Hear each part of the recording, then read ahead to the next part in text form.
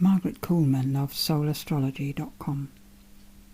I'm looking at the new moon chart for the 11th of March, and we have the Sun and Moon and 5 planets, all in Pisces.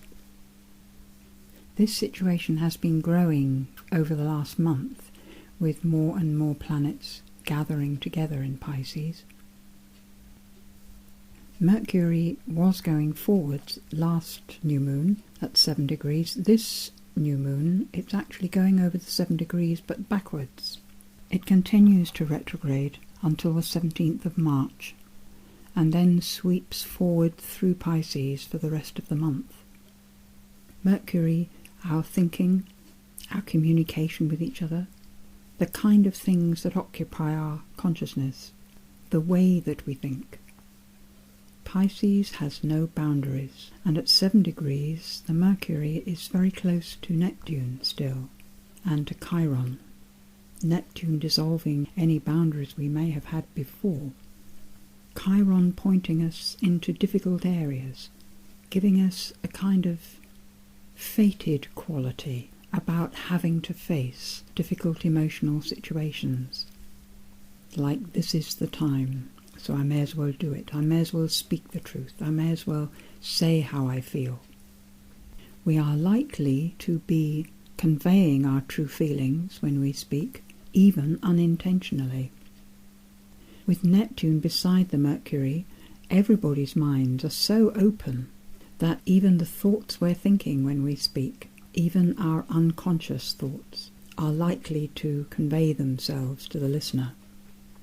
Where we can make mistakes about this is when we have a particular take on situations, some unspoken emotion from the past, which can involve itself in our thinking about the present. This is the Mars, the solar plexus in our body, the energy that motivates us. Being at right angles to Pluto, that red line to Pluto, who is connecting with the Mercury group and also Saturn in a very positive way. It shows that the very power of the words we're speaking, the very truth in them, can upset our old reaction patterns. So it's very important to notice one's reactions during this time and check again with the speaker to see if those emotions, if the reaction is relevant. Sometimes with a little time there's no need to check, because we know.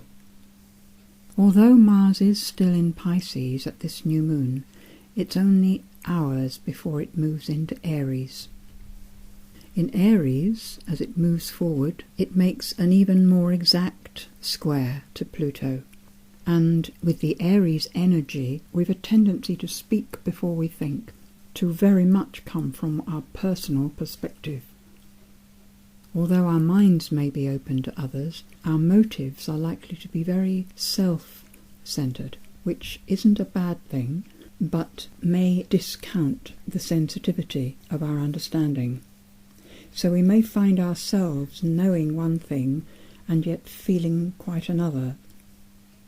The thing to bear in mind is that these internal contradictions belong to us. They may be triggered by outside, but our reactions are never really about the outside. They're about our personal relationship with it. I feel drawn to really lean on the nodes of the moon this month. Saturn is very close to the North Node. The Scorpio depth of understanding, the determination to get to the bottom of things, a sense that we should be able to master our emotions at this point, when actually we may not. It's all quite intense. And whenever the North Node becomes difficult, in personal charts, and I think in this chart too, the suggestion is to go back to the South Node to re-establish the qualities that we are familiar with, the qualities that we can draw on, skills, capabilities. In this case, the South Node being in Taurus, the suggestion is that we ground ourselves, get back to the body, pay attention to our needs, our practical needs, and supply our own needs. There's a patience in Taurus, a preparedness to wait in silence while things become clear, breathing, slowing down, being in touch with our feelings, giving ourselves attention, and particularly the grounding, the earth, being in touch with nature, relating to the elements in nature, to trees, to the wind in your face, to the rain as it falls and soaks into the ground, to the warmth of the sun. Allow your senses to bring you into relationship with nature, and everything steadies down.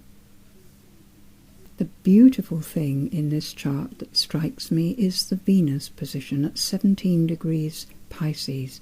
She's making a beautiful connection to the North Node, a trine connection, sextiling the South Node. It's Venus that is the energy taking us truly along our spiritual path.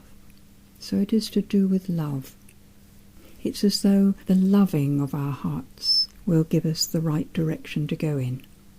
This is probably always true, but at this time, for this month, it could be a thing to focus on, bring us through any turbulence that rises from the past. Pisces empathizes, the sense of feeling how another person feels. Important not to interpret it according to our own reactions, to allow that the emotion we experience someone else having is actually appropriate to their life at the time, and to just be with in an accepting way.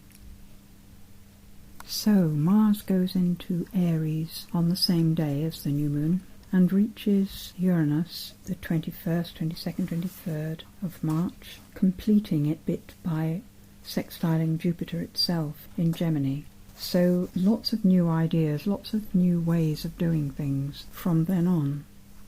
By the 22nd of March, Venus is into Aries as well. So the energy becomes a lot more effective. We can make things happen. On the 27th of March, we have the full moon, moon in Libra, sun in Aries by then.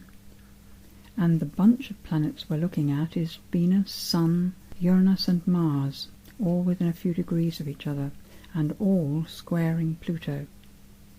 So, from the full moon onwards, we'll be facing a tussle between how much to aim for harmony in relationships and how much to state our own case. Mercury will still be hovering in that same part of Pisces, going forwards by then, and sextiling Pluto. So, sensitive, empathizing with those you're dealing with will go a long way. And yet we need so much to be in touch with our own personal viewpoint, in touch with, but not overly swayed by. Altogether, it feels a very exciting month to me, with the first half concerned with the love that leads us in the right direction, and the second half building towards an understanding of what that right direction is. The right direction in this case being the North Node in Scorpio, getting to the truth, standing your ground with your own truth, putting your support with what you feel is right, and the Aries comes forward as the courage to do that.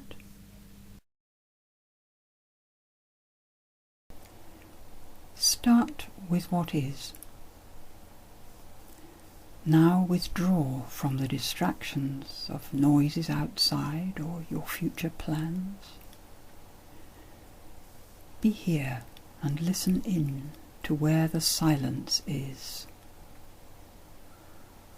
Here is your heart, the center point of your support. Here is the voice of your wisdom to deal with life's needs in gentle simplicity, flowing from moment to moment. Surrender the small to the vast.